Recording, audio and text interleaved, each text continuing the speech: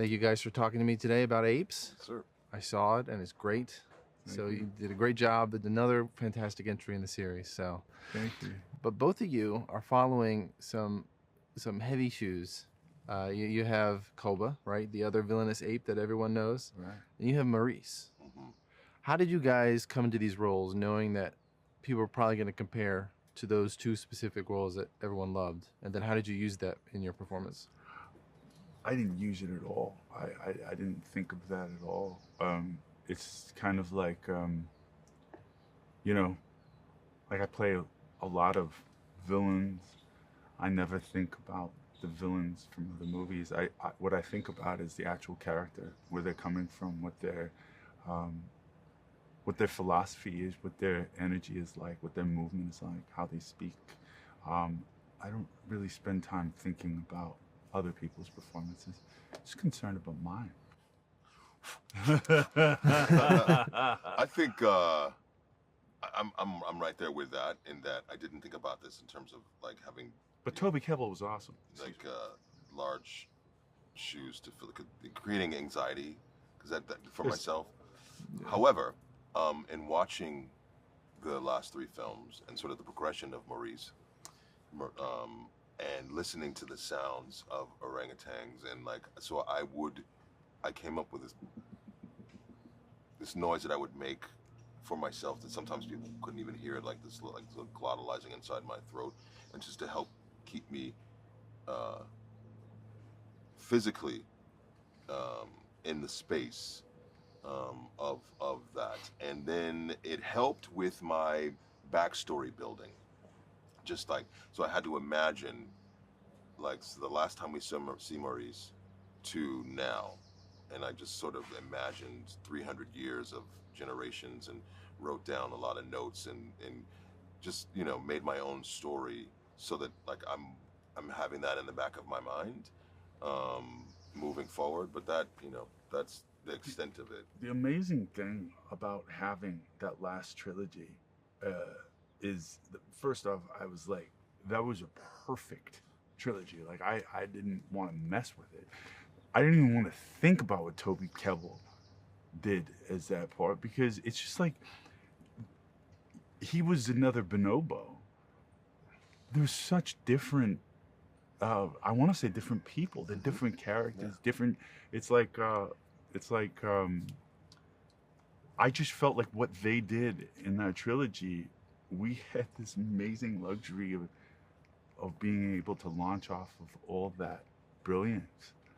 And the fact that the technology has advanced so much to the point where now, when you sit down in the theater, like when we saw the movie for the first time last week, you could really see our friends in those performances. All the idiosyncratic stuff, all the little twitches where you're like, oh, that's Trav, that's Russ. I mean, oh my God, that's so Owen, or that's so Peter. It's like,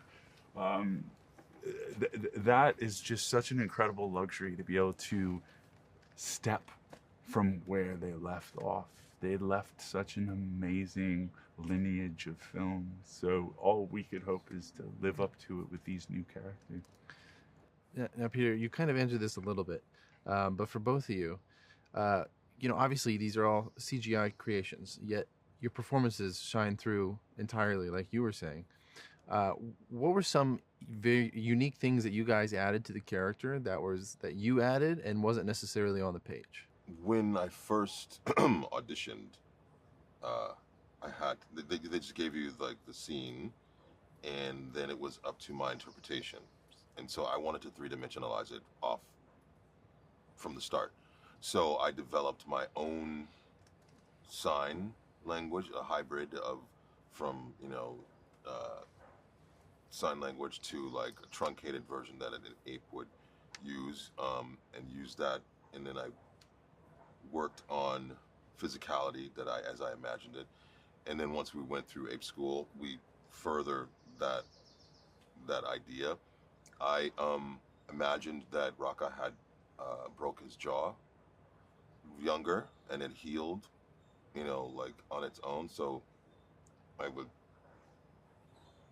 split my mouth, like So just to think about that, and so then that would always be there, like in a way that I feel like if you had injured yourself severely as a child, and like so just do these things to help me, three-dimensionalize this, Grounded. Grounded in particular physical realities, and that's not on the page. Like you just have to, you build a lot of that yourself, and that's just one example of like the many things and luxury of having that much time with a character where you can So make lucky. choices and try different things based on like this parameters of physicality. I really leaned into the idea that Proximus was passionately obsessed about humans and human history, and that he studied every single book that his apes could find and unearth, so that he could really understand the nature of man and learn from the victories, learn from the losses. He was obsessed with Rome. He was obsessed with the idea of being able to process all of this knowledge that he's attained and do better. He thinks he can do better. Bit of a narcissist, obviously. It was interesting because it really came out in all of these improvs. Owen and I would take off for like 45 minutes at a time. The first time that we went off together, that we met as Proximus and Noah, and I spoke to him about the idea that I've read in books that humans used to keep us in laboratories and they would experiment on us. This idea of humans and apes living this peaceful coexistence, I'm explaining to him that it never happened, that they would kill us and eat us for meat, that they would put us in cages and charge other humans to come in and just look at us while they were eating food.